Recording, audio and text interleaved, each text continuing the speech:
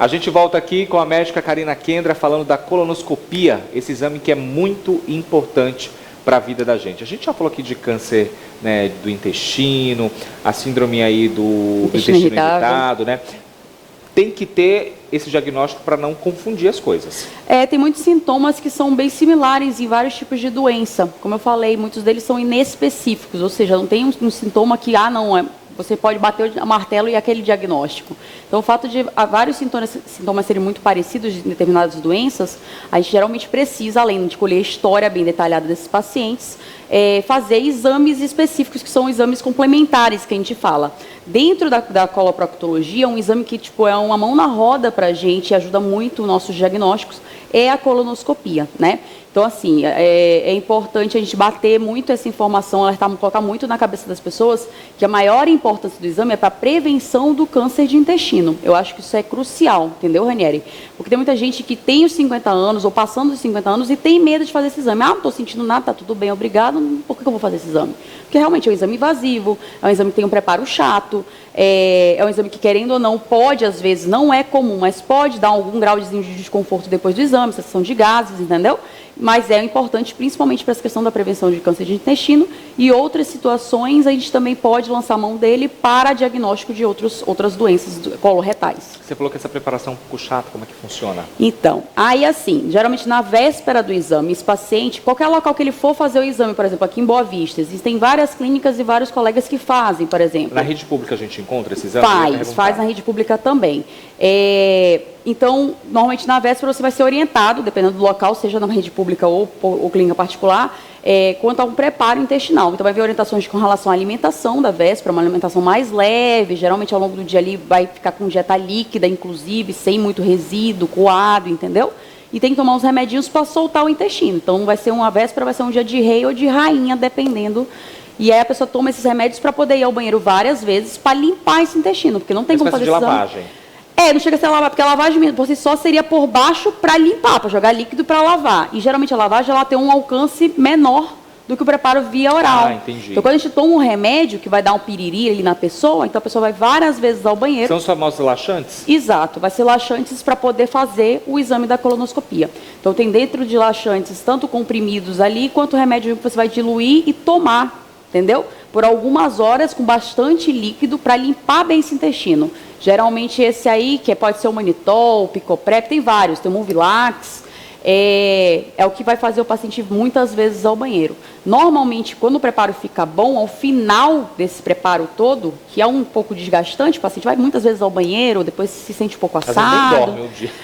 Tem isso, às vezes passa a madrugada acordando algumas vezes para ter que ir ao banheiro. Então, normalmente esse paciente vai perceber que, inclusive, já não vem mais nada. Ele fala assim, meu Deus, não está vindo nada, está vindo uma água amarela, não tem mais nada. É assim mesmo que tem que estar, entendeu? É o ponto ideal quando a gente vai entrar. Aí, geralmente, já não tem mais nada de fezes lá dentro e você consegue enxergar bem todo o intestino. Se tivesse as fezes lá, a gente não poderia conseguir enxergar dentro do intestino direito.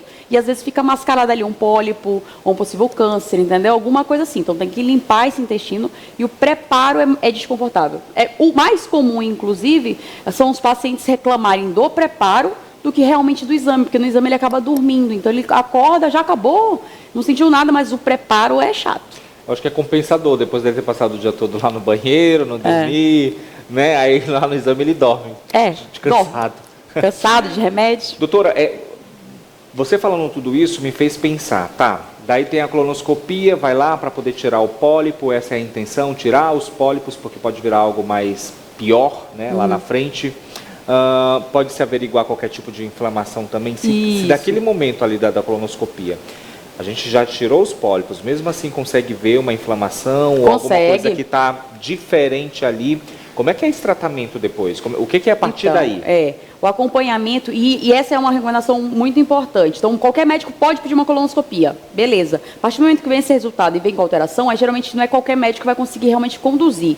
Problemas no intestino, o especialista é o coloproctologista. Então, tendo uma inflamação ou tendo retirada de vários pólipos, a recomendação é realmente encaminhá-lo para o especialista para que ele possa orientar, e inclusive a sequência dessas colonoscopias também, porque isso também é um ponto importante. Teve inflamação, de repente a gente fechou um diagnóstico de doença inflamatória. Esse paciente vai fazer acompanhamento, vai fazer o tratamento, tem uma sequência também de fazer colonoscopias, que isso a gente conversa inclusive um pouco mais aprofundado quando a gente falar sobre doença inflamatória. Mas, por exemplo, no paciente que está fazendo rastreamento, o paciente fez o rastreamento, que é aquela situação que não tem sintoma nenhum, está fazendo só o check-up do intestino e o exame deu normal. Fez o exame completinho, normal. Como é que faz, doutora? Não precisa fazer nunca mais o exame? Não. A recomendação é, em 5 anos, você pode fazer novamente esse exame. Se em 5 anos você faz e vem normal novamente, pode dar um intervalo de 10 anos. Então, os intervalos ficam um pouco maiores. Por quê? Porque leva muitos anos para aquele pólipozinho correr o risco de virar um câncer. Então, se você fez, foi todo normal, 5 anos fez de novo, todo normal, pode intercalar para 10 anos. Ainda assim, ele tem uma periodicidade para fazer, né? Se por acaso eu acho um pólipo, doutora, como é que funciona então? Mais de 3 pólipos, um pólipo maior que 1 centímetro, ou pólipo que o resultado da biópsia não vem tão legal, não vem benignozinho, vem já um pouquinho mais arriscado, o ideal é que esse paciente faça de 1 ano até 3. No local que eu fiz a minha residência, a gente sempre partia um pouquinho mais agressivo, a gente não esperava 3 anos. Vários livros colocam que pode esperar 3 anos. Eu não tenho esse hábito de esperar 3 anos. Eu prefiro orientar para que em 1 ano se faça novamente colonoscopia, entendeu?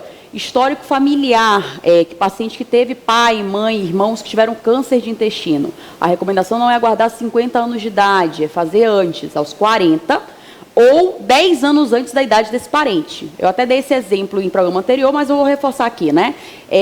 Vamos supor que o meu pai teve câncer de intestino aos 50 anos de idade. Não, 50 não, aos 40 anos de idade. Teria que fazer 10 anos antes, aos 30 anos. Se meu pai teve câncer de intestino com 70 anos, aí eu tenho que fazer aos 40, não aos 50.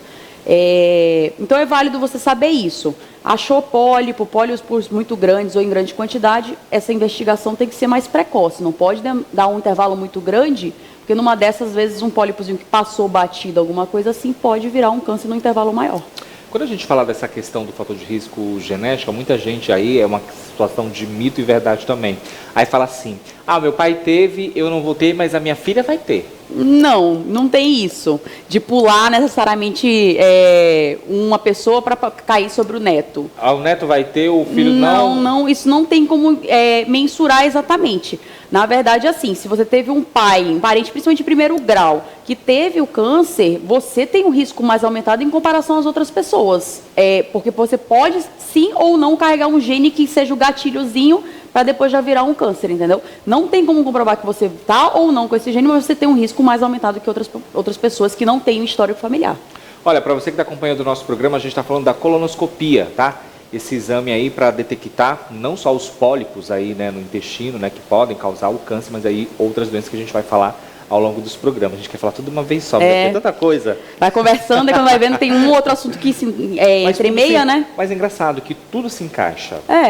Acaba que quando a gente fala de saúde, a gente tem que entender que a gente tem que conhecer bem o nosso corpo, tem que tentar trabalhar em prol de fazer o benéfico para o nosso corpo, né? Seja da questão que eu sempre vou bater na tecla aqui, da alimentação, comer uma dieta rica em fibras, com bastante água, fazer atividade física. Então, tudo isso é trabalhando para a gente procurar saúde, para o corpo funcionar bem. A partir do momento que eu sei que o negócio não está legal, é procurar um médico, alguém que consiga me orientar e me ajude a investigar e saber qual é o meu problema para poder resolver. Interessante que as pessoas às vezes ficam reclamando, eu não consigo fazer o número 2, eu tenho um problema para fazer cocô, eu sou constipado ali e tal, mas não bebe água.